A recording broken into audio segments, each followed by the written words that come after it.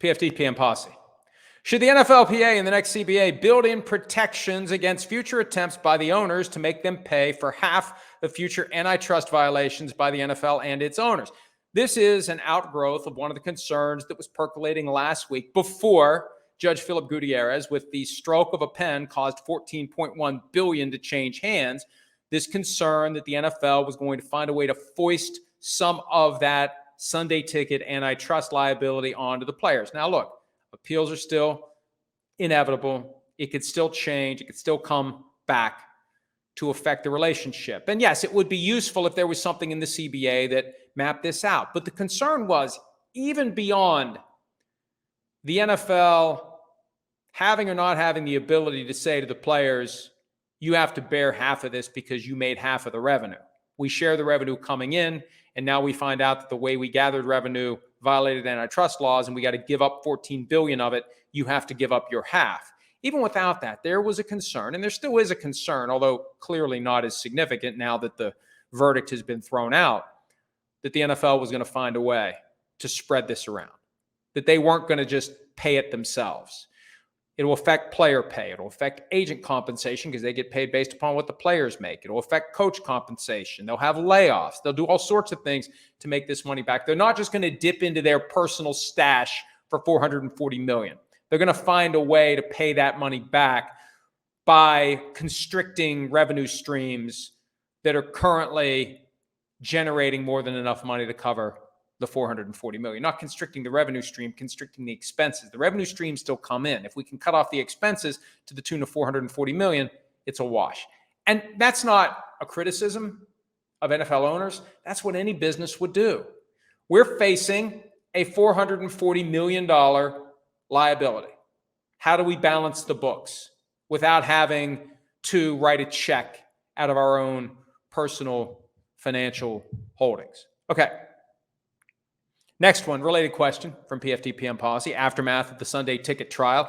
How can someone afford a $250 million super yacht that costs another $1 million per week to own and operate on a $250,000 per year salary with no profits or bonuses from his football team? Is that not perjury since he lied under oath? That's a reference to the testimony that we saw in the Sunday ticket trial transcript from Jerry Jones, who said he pays himself roughly $250,000 a year and has never taken a profit from the Cowboys. Now, look, maybe that's true. Maybe he hasn't. Maybe he truly does put the money back into the team, or maybe he uses the profits to spread it around his family, not for himself. He's got other holdings. This isn't the only business. So maybe his money comes from, for his yacht and other things, other business interests, and the Cowboys are self-contained. I don't know. It was fishy, though. Between I only make $250,000 a year, and I've never taken a profit out of the team, and I don't know that I care that much about the money. Those are three things that if Jerry Jones were a wooden marionette, his nose quite possibly would have been growing. All right. JC Karn. Why don't all teams from a certain division either play indoors or outdoors? Like, for example, the NFC North has two teams that play indoors, two that play outdoors. It seems like a competitive advantage to be able to play indoors. Well, it's also a competitive advantage to force teams to come play you outdoors. None of this is driven by competitive advantage, though. It's driven by one thing. How much more money can we make off of this stadium? You can make a lot more money off of a stadium with a roof than a stadium without a roof. Because in Minnesota, in Detroit, you can have concerts and other events all year long. In Green Bay and Chicago, what can you really do in January and February other than play football games? So that's one of the reasons why the Bears want a new stadium with a roof on it. The Browns, I think they'd like to put a roof on their stadium. You want to be able to host other events. And for an open-air stadium, you just can't host as many. You can't get as much money. If every owner, I say that with a caveat because Robert Kraft owns the Patriots Stadium, but for some reason it's not covered. So they can't have events all year long. They still find a way to make enough money, even with that. So I still think that at the end of the day, if you have to pay for your own stadium, you're going to be far more inclined to have a dome, because then you can get NCAA tournament, you can get concerts during the months where you really can't do them outdoors. You can have a lot more stuff than if you have an open air stadium. That's what drives it. It has nothing to do with competitive advantage. You know, the Vikings had a great competitive advantage before they went to the Metrodome.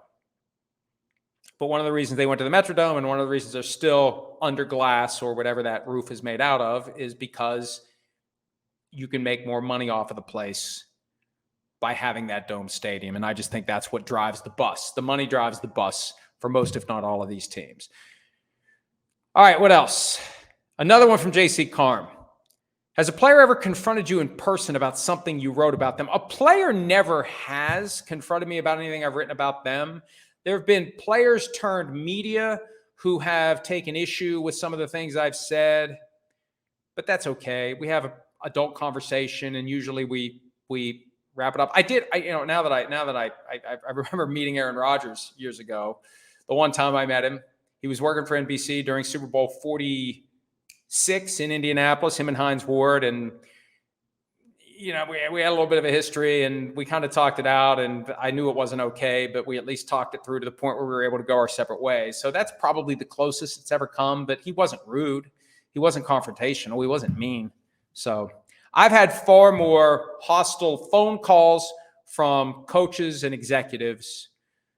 I met an owner once who said, "So you're that guy that writes all those things about me," but that's the closest I ever got. I mean, what I try to do when someone wants to vent their frustration, I let them.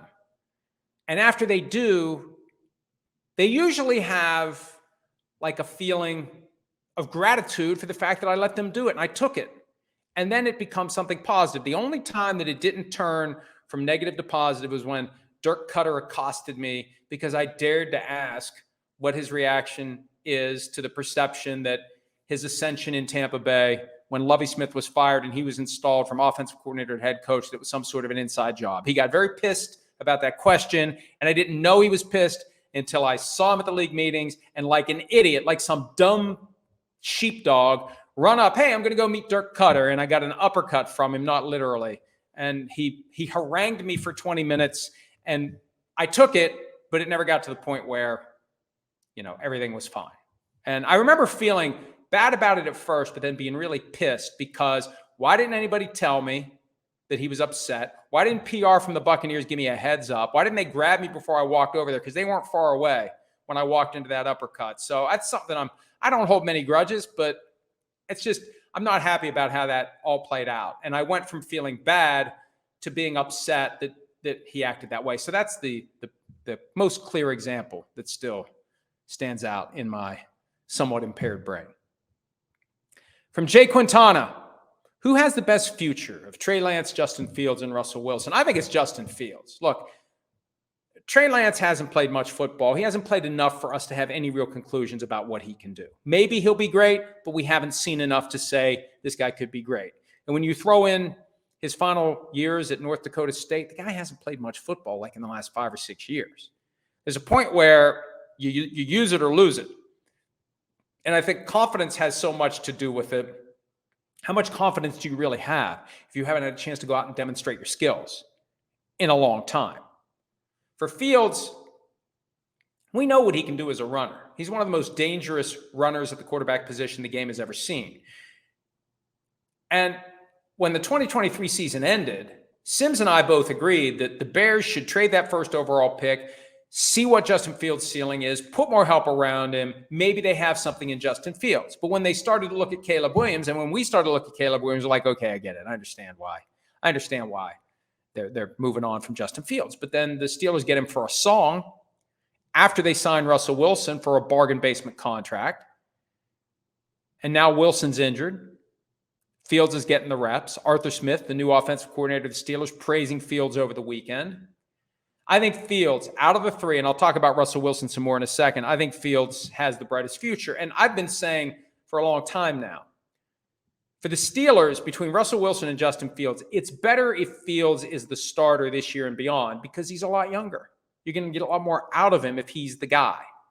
You know, the Steelers thought they had to use a first-round pick on a quarterback to have a franchise guy. Terry Bradshaw And then after he retired, it was a long 20 years until they used a first-round pick on Ben Roethlisberger, and that worked. They tried to do the immediate handoff from Roethlisberger to Kenny Pickett. That didn't work.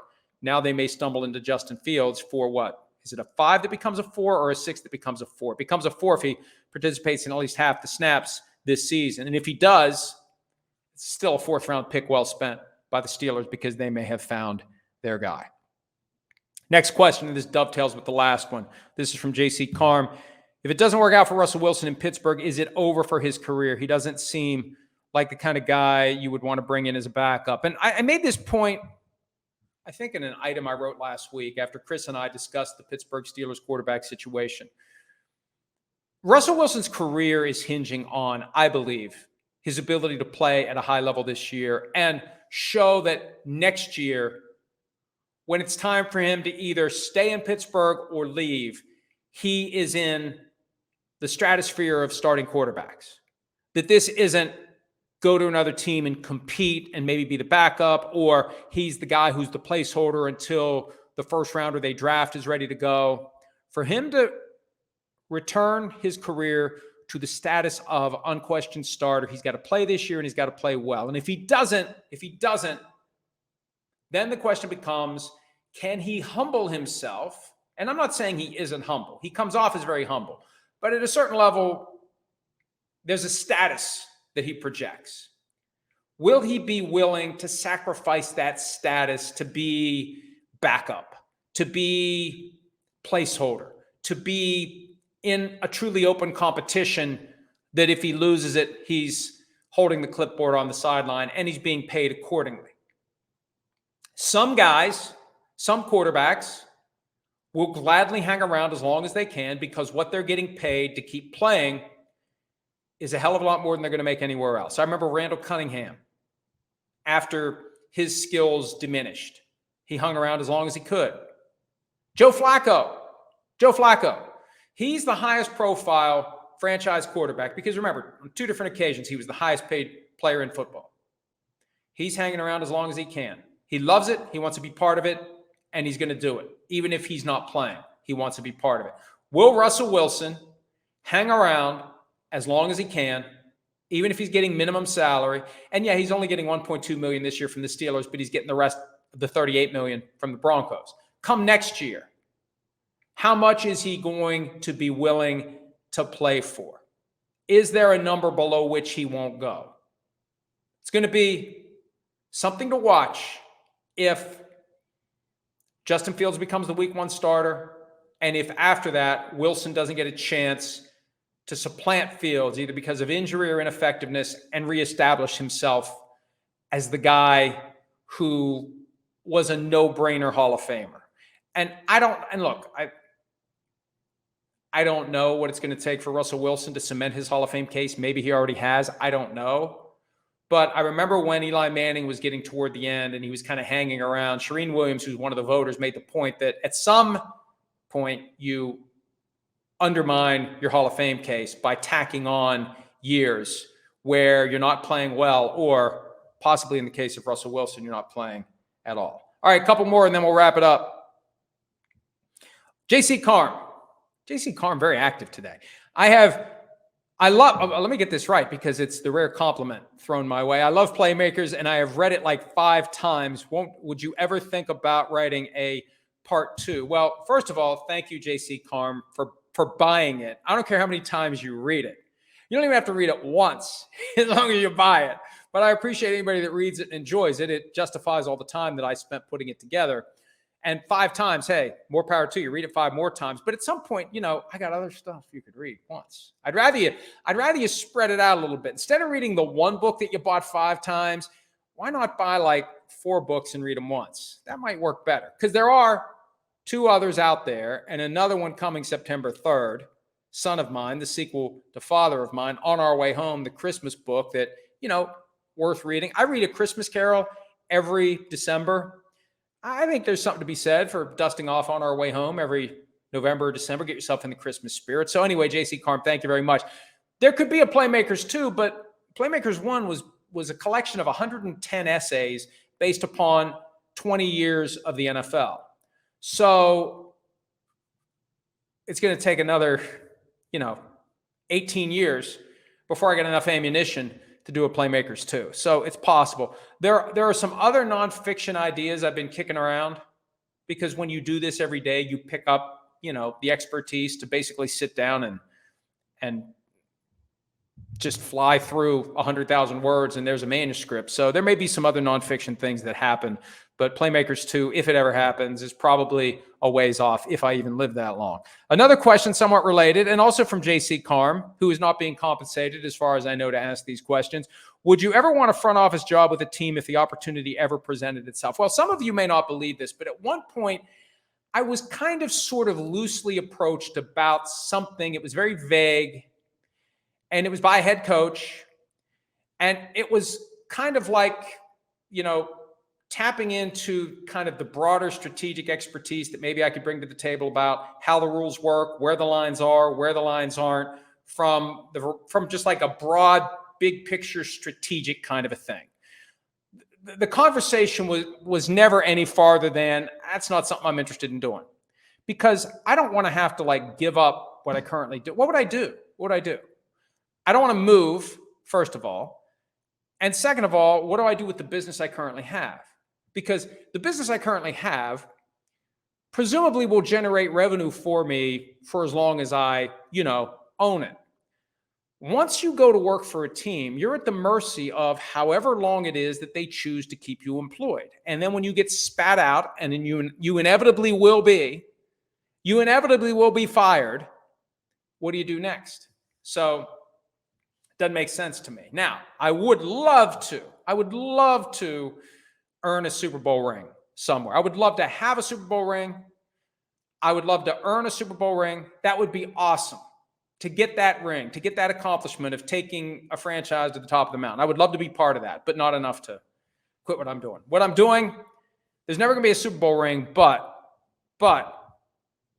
it keeps me busy, keeps me out of trouble, and it keeps me compensated, and will continue to do so, hopefully, until I die at my computer, which hopefully will not happen anytime soon. All right. One more from JC Carm. Is there a chance Joe Milton could win the Patriots starting job? Here's the take on Joe Milton. He can throw the ball a country mile, but he's not very accurate. And I think that's what the Patriots are eventually going to see. Now, could he, as he goes up to a higher level of football, become more accurate? Could he develop into a more accurate passer? Yes, but based upon all the feedback I've gotten from his time at Tennessee, very inaccurate, ridiculously strong arm, but very inaccurate. And we'll see if he gets any more accurate in New England. But for now, they're all in with Drake May. They could have traded out of that number 3 spot with the Giants, possibly with the Vikings, and let somebody else take Drake May. They're hoping that Drake May becomes their guy. Okay, last one. What are your thoughts? And this comes from Matt Kavner. Sorry, Matt Kavner. What are your thoughts on the Stafford contract restructure, and what could it mean for the Rams and Stafford after 2024? I still haven't seen the full breakdown. I saw a report from Ian Rappaport that it's a little money gets moved around. He can retire after this year. I think the Rams can move on after this year. I don't think he got what he was looking for, because when this all first came up, he wanted security beyond this year. He didn't get security beyond this year. And at one point, Sean McVay, the coach of the Rams, said, yeah, we've decided we don't want to do this year to year anymore. That was Kirk Cousins' gripe in Minnesota. I don't want to do this year to year anymore. It feels like year to year. It feels like 3 years left, 1 year at a time, and they'll decide what to do. And in any given offseason, they may decide we can get a different quarterback. We can get a younger quarterback. We can get a better quarterback. It all depends upon how Matthew Stafford plays this year. Hi, it's Mike Florio. Thanks for watching PFT on YouTube. Hit subscribe for the latest news and analysis from Pro Football Talk.